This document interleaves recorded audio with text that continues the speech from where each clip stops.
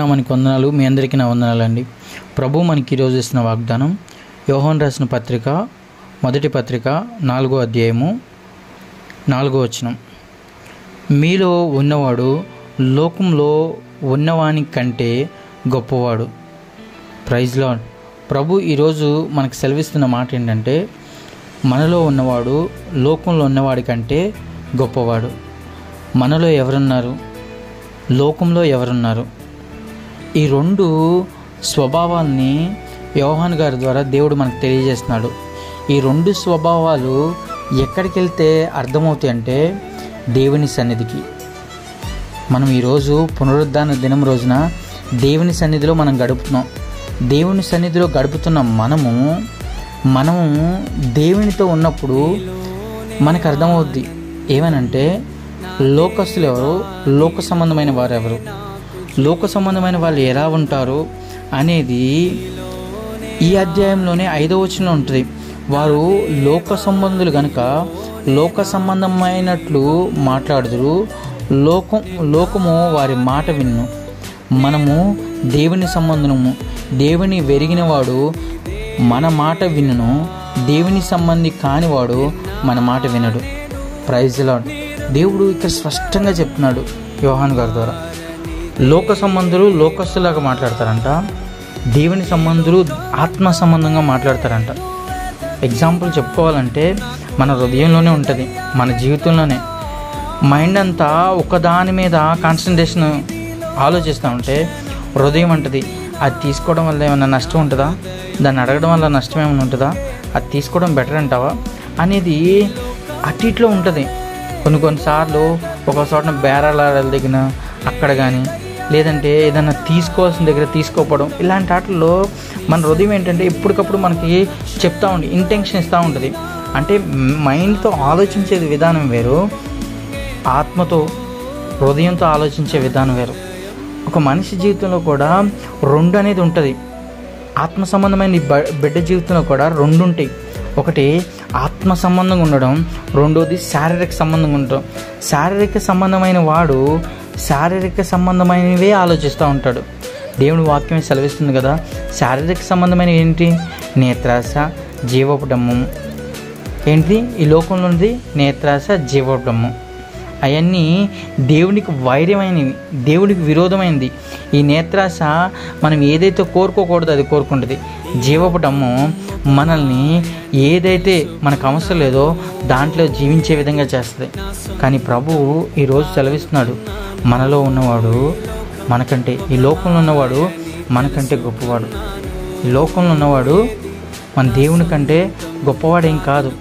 దేవుడి వాక్యం ఇక్కడ సెలవిస్తుంది ఏమనంటే, ఈ లోక సంబంధి ఎవరు?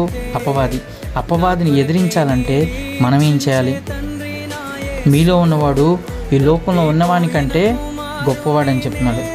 ఈ లోకంలో ఎవరున్నారు? సాతాను సంబంధులు ఉన్నారు. ఈ లోకంలో ఎవరున్నారు? సాతాను యొక్క సమూహం ఉంది. యాకోబు రాసిన పత్రిక 4వ అధ్యాయం 7వ వచనం ఉంటుంది. నువ్వు అపవాదిని ఎదిరించాలంట. అపవాది వాడి యొక్క కుయుక్త ఆలోచనలు ఎదిరించాలి. అప్పుడు మనం దేవునికి లోబడి ఉండి అపవాదిని ఎదిరించాలి. అప్పుడు వాడు మన యుద్ధ నుండి పారిపోతాడంట. యాకోబు రాసిన పత్రికలో ఆయన అంటాడు, దేవుడికి లోబడి ఉండాలి. మన జీవితంలో దేవునికి లోబడేతనం కావాలి. ఎందుకంటే ఆయన ఈ లోకాన్ని జయించాడు. కాబట్టి ఈ లోకంలో ఉన్నవాడి కంటే గొప్పవాడు ఆయన. దేవుడు ఎంత గొప్ప దేవుడు అండి. ఆయన ఈ లోకంలో మనం శ్రమతోనూ వేదంతోనూ, మనం ఇబ్బందులతోనూ, అప్పుల పరిస్థితులతోనూ, లేదంటే కుటుంబంలో వచ్చే సమస్యలతోనూ, బయట వచ్చే సమస్యలతోనూ, ఉద్యోగంలో సమస్యలతోనూ, లేదంటే సరైన పని లేకున్న సమస్యలతోనూ, ఏదో ఒక సమస్యలతో మనం ఈ లోకంలో పోరాడుతూనే ఉన్నాం. మన జీవితంలో ఆ పోరాటం ఎప్పటి వరకు అంటే మట్టిలోకి వెళ్ళే వరకు పోరాటం ఉంటుంది. ఈ చిన్న పొట్ట కోసం అంట మనిషి పోరాడుతూనే ఉంటాడంట, చిన్న పొట్ట కోసం. ఈ పొట్ట కోసం ఎంతగా పోరాడుతాడంటే ఎన్ని శ్రమలు వచ్చినా, వేదనలు వచ్చినా, నిందలు వచ్చినా అన్నీ తట్టుకుంటూ ముందుకెళ్తానే ఉంటాడు. కొంతమంది జీవితంలో ఇదే పోరాటం అయిపోద్ది. కానీ ప్రభు ఈరోజు సెలవిస్తున్నాడు ఏంటంటే, ఈ లోకంలో ఎవరైతే ఉన్నారో వానికంటే ప్రభు గొప్పవాడని తెలియజేస్తున్నాడు. అవును కదండి. ఆయన ఈ లోకాన్ని జయించాడు. ఈ లోకాన్ని వచ్చినప్పుడు ఎలా జయించాడు? పరిశుద్ధంగా జీవించడం, ప్రార్థనలో ఉండడం, దేవుని సన్నిధికి నడవడం, దేవుని బిడ్డలతో ఎక్కువ సహవాసం చేయడం, ఆత్మ సంబంధమైనది ఎక్కువగా నాటడం ఆయన ఎక్కువ చేశాడండి.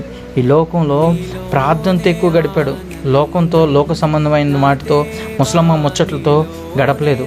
కాబట్టి నువ్వు కూడా ఆ విధంగా ఉంటే దేవుని సన్నిధికి ఈరోజు మానక దేవుని సన్నిధిలో గడుపుతామా? దేవుని సన్నిధిలో గడిపితే ఆయన సన్నిధిలో సంపూర్ణమైన ఆనందం ఉంది.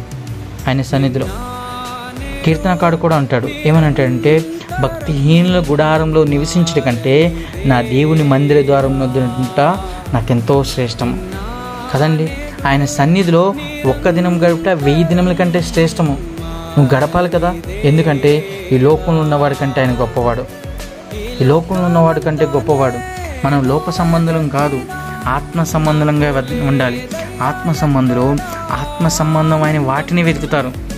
మనుషుల వైపు చూడరు, ఏహలోక సంబంధుల వైపు చూడరు, ఏహలోక అలవాట్ల వైపు చూడరు. కాబట్టి దేవుడు ఈరోజు నీతో నాతో మాట్లాడుతుంది ఏంటంటే, మీలో ఉన్నవాడు లోకంలో ఉన్నవాడి కంటే గొప్పవాడు.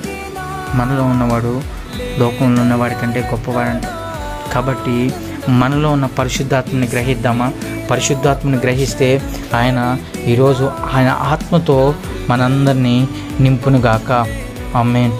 ప్రేమగల తండ్రి, పరిశుద్ధుడైన దేవా, కృప కలిగిన రాజా, నీకు వందనాలు, స్తోత్రాలయ్యా. ఈరోజు వాక్యం ద్వారా మీరు మాతో మాట్లాడాడు. మీలో ఉన్నవాడు లోకంలో ఉన్నవాని కంటే గొప్పవాడని ప్రభా మీరు సెలవిచ్చారు ప్రభా.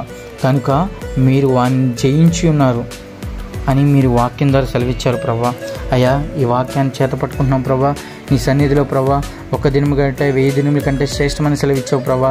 నీ ప్రియులు ఎవరైతే ఈ వాక్యం వింటున్నారో ప్రభా, ఏ ఇబ్బందులైతే, ఏ ఇక్కట్లయితే, ఏ వేదన పరిస్థితులు అయితే ఉంటున్నాయో ప్రభా, నీ సన్నిధిలో గడిపినప్పుడు ప్రభా సంపూర్ణమైన ఆనందం, సంపూర్ణమైన స్వస్థత మీరు కలగజేయండి ప్రభా.